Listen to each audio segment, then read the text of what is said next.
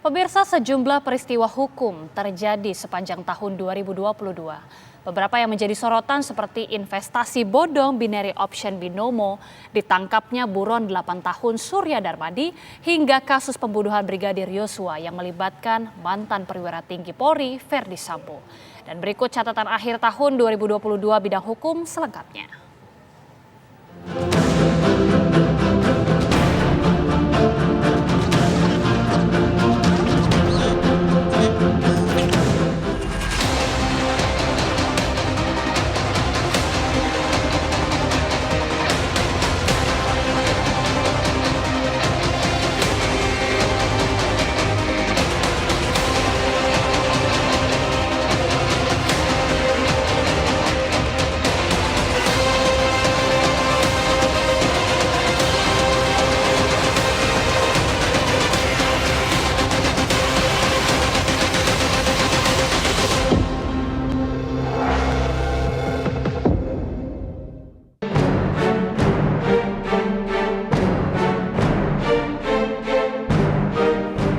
Januari 2022, Heri Wirawan, terdakwa asusila terhadap 13 santriwati di Bandung, Jawa Barat, dituntut hukuman mati oleh jaksa penuntut umum.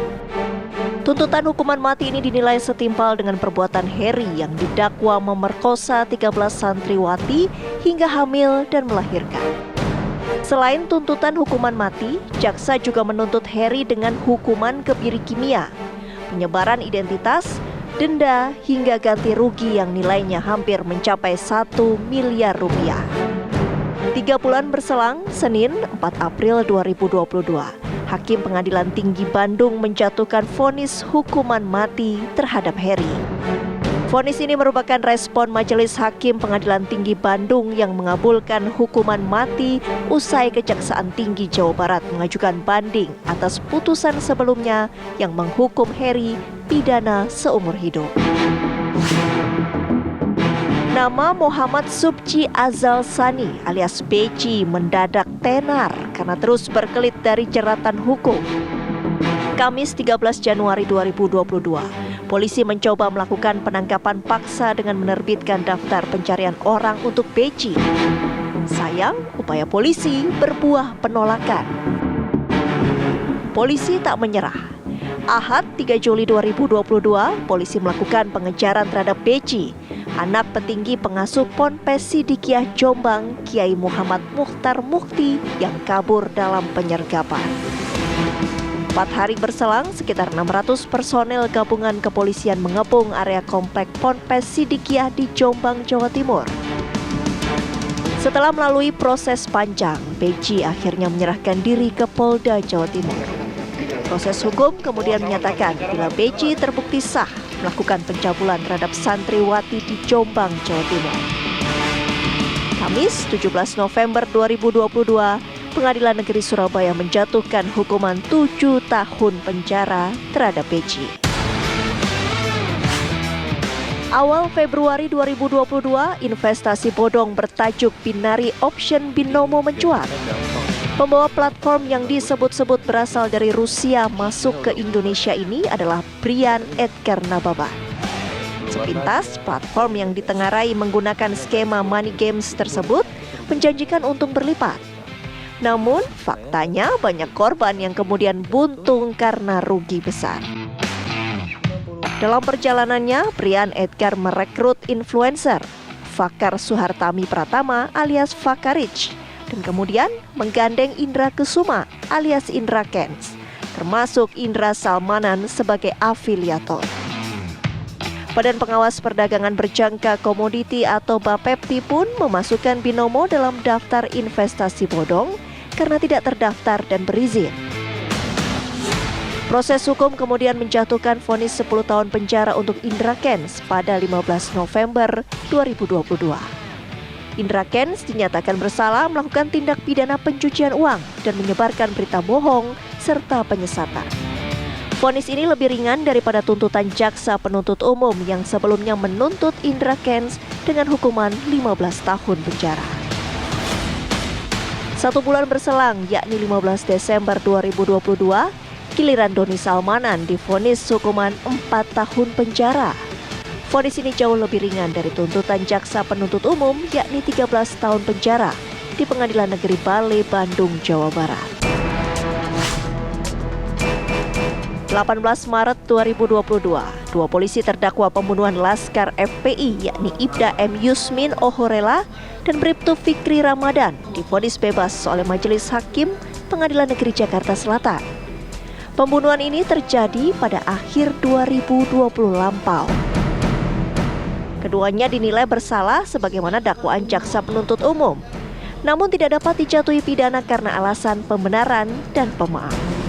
Sekitar sepekan kemudian, yakni 24 Maret 2022, jaksa penuntut umum melayangkan kasasi atau keberatan atas putusan hakim tersebut. Jaksa menilai hakim tidak cermat dalam menyimpulkan dan mempertimbangkan fakta hukum dalam kasus dimaksud. Senin 11 Juli 2022, polisi mengungkapkan kematian Brigadir Nofriansyah Yosua Huta Barat atau Brigadir J yang terjadi di rumah dinas Verdi Sambo di Komplek Polri Duren 3, Jakarta Selatan.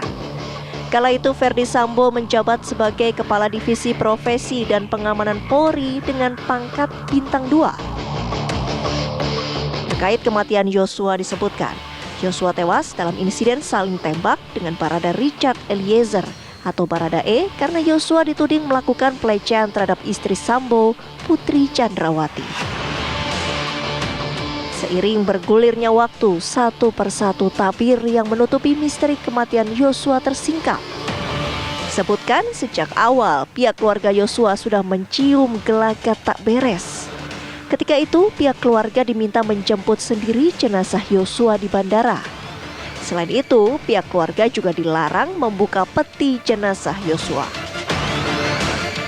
Diketahui, jenazah Yosua tiba di Jambi pada Sabtu 9 Juli 2022.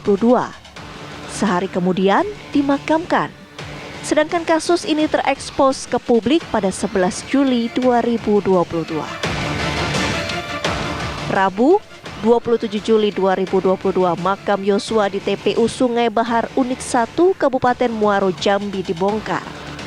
Setelah melalui proses hukum yang panjang, Pengadilan Negeri Jakarta Selatan kemudian menetapkan Verdi Sambo dan 10 terdakwa lainnya terkait pembunuhan berencana Brigadir Yosua dan perintangan penyidikan kasus ini.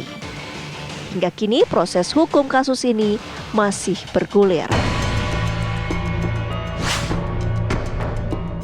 8 September 2022, pemilik PT Darmex Group atau PT Duta Palma Surya Darmadi didakwa telah merugikan keuangan negara sebesar sekitar 80 triliun rupiah.